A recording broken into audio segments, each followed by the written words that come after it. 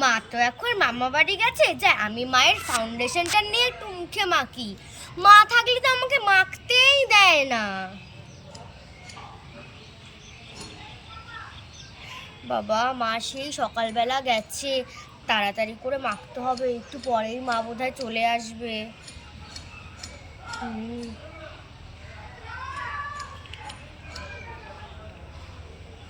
পুচকি, এ পুচকি, কোথায় তুই? এই পুচকি, এই তুই এখানে দাঁড়িয়ে আমি খুঁজে বেড়াচ্ছি। এই তুই পেছন ঘুরে দাঁড়িয়ে আছিস কেন পুচকি? কেন? আমি তো কিছু করছি না। এই পুচকি এদিকে ঘর, তুই এভাবে দাঁড়িয়ে আছিস কেন?